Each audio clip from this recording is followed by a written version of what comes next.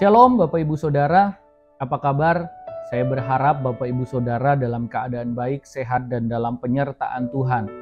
Jumpa lagi dalam renungan harian kali ini dengan tema Nubuat tentang umatnya.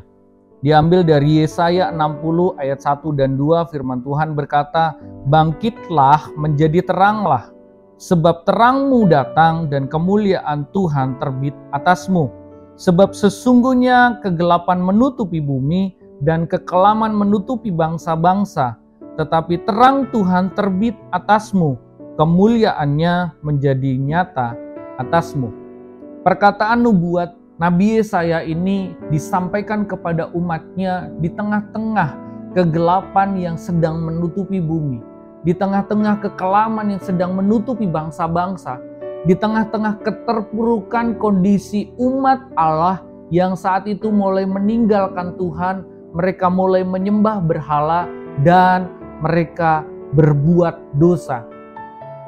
Tentunya ini menjadi sebuah nubuat yang mendatangkan pengharapan akan datangnya pemulihan. Dan ini adalah harapan yang begitu besar bagi umatnya, karena umatnya merindukan sebuah terang dalam kegelapan itu. Nah, kalau kita lihat hari-hari ini, mungkin bukan kegelapan secara fisik terjadi di bumi ini, tetapi karena datangnya pandemi, karena kesulitan ekonomi, ada begitu banyak orang, ada begitu banyak bangsa yang mengalami kegelapan, yang mengalami kekelaman, bahkan keterpurukan dalam kehidupannya. Tentunya firman Tuhan ternyata memberikan sebuah janji, dan janji itu bukan hanya dalam Nabi Yesaya, tetapi janji itu juga diberikan dalam perjanjian baru, yaitu di Efesus 5 ayat yang ke-8.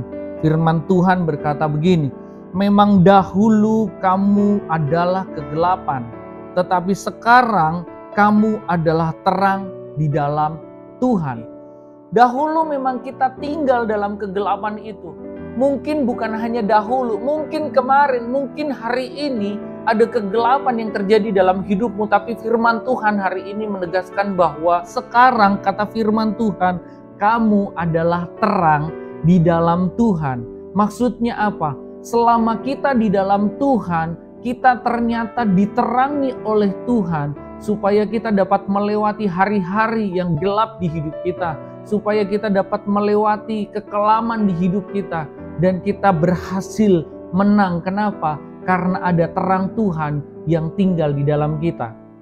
Dan kabar baiknya ternyata terang yang tinggal di dalam kita itu memberikan status baru buat kita, yaitu bahwa kamu adalah terang di dalam Tuhan. Kita adalah terang di dalam Tuhan. Makanya firman Tuhan dalam Efesus 5 ayat yang ke-8 dan ke-9 ditutup dengan kalimat, "Sebab itu hiduplah sebagai anak-anak terang, karena terang hanya berbuahkan kebaikan, keadilan, dan kebenaran."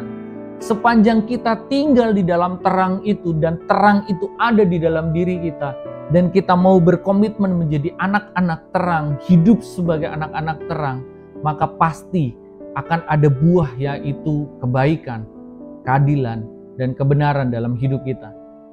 Mungkin ada kegelapan yang sedang terjadi hari-hari ini di hidup kita. Mungkin ada sedang terjadi keterpurukan dalam hari-hari hidup kita. Namun percayalah, tetaplah tinggal di dalam terang itu.